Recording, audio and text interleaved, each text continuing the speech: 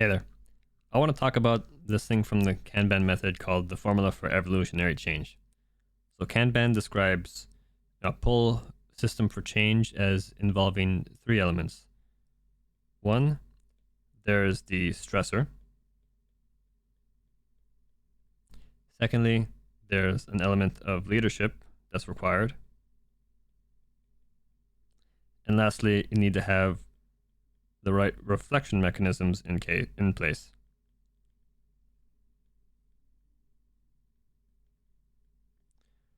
So all three of these need to be and part of your change method. And when you have all these, like I mentioned, it creates a system for pulled change.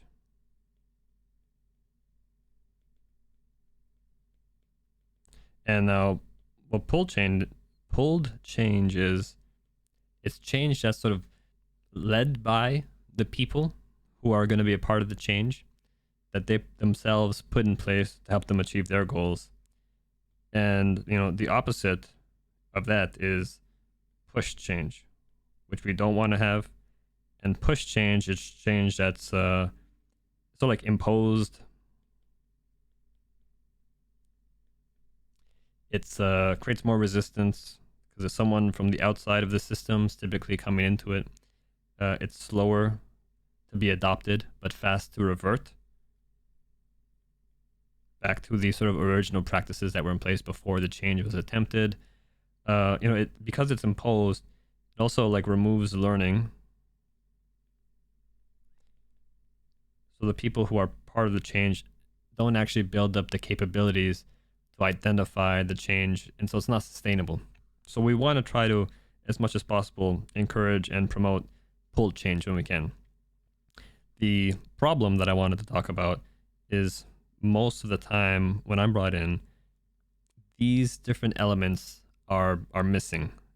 And so it becomes a large part of the change practice to get these things going. And so we're going to look at what does it look like in a change effort that's missing each of these key elements. And the first one, when we're missing a stressor, is sort of like just the practices that the teams are doing don't change. So this one's really looking at not only practices, but this is the easiest way I like to think about them. And it's basically, at the as-is scenario. Nothing's changing, yet people expect things to be different, but that they can't work out. So we need to have some sort of stimulus applied. Sort of like going to the gym. You work out, you're lifting weights, your body is adapting. On the recovery side of things, once you come back a bit stronger. Without the stressor, that reaction doesn't happen. And so what we end up with is more of the same.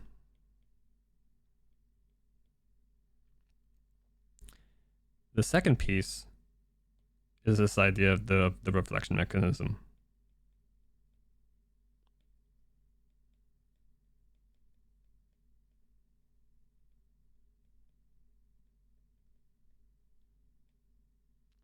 Now, the reflection mechanism is the feedback loops.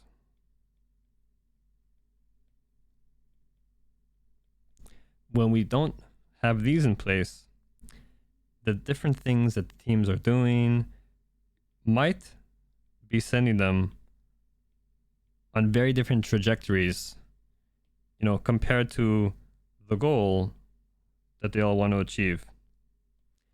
The problem is, without the feedback loops, they don't know their position relative to that goal. So they may simply continue along those same paths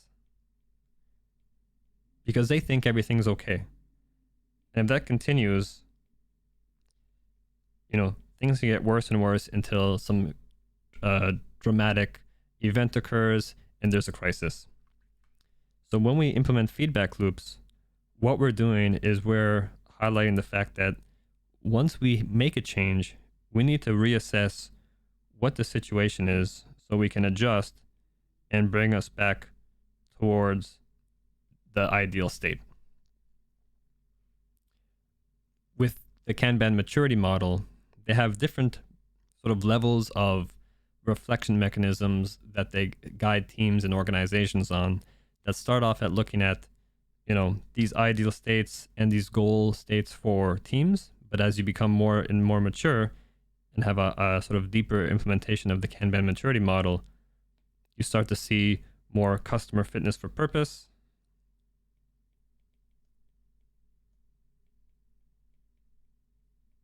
and organizational resilience brought in. Lastly, we have the leadership piece.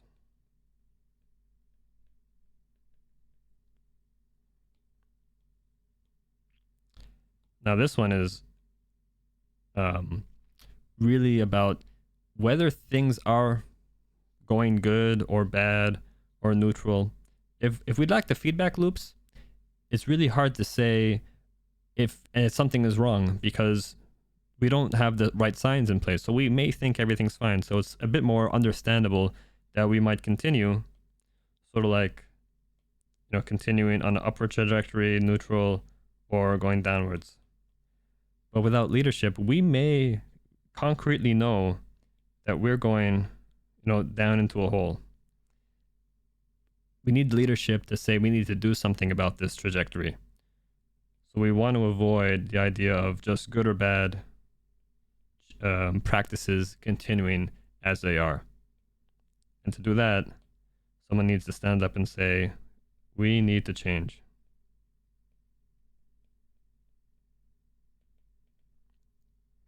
Again, the Kanban maturity model has some guidance here and some models of leadership that they call the levels of leadership that really start off at the individual level.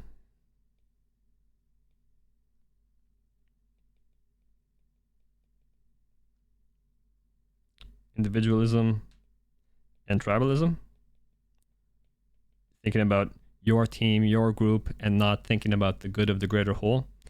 But then as you get into a more mature level of leadership, things like organizational unity and shared purpose become a focus. So with these three elements,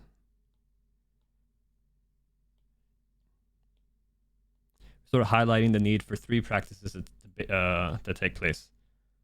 One is leadership is setting some sort of goal. The reflection mechanism is highlighting, in some ways, sort of metrics to guide our behaviors. And then the stressors are the practices, or in terms of change, I like to call them the interventions. Thinking from systems thinking, the interventions of the system. And you want to try to focus on the high leverage interventions, not the low leverage ones. And these three things connect together to create that pull for change. Thank you very much. I hope that was helpful.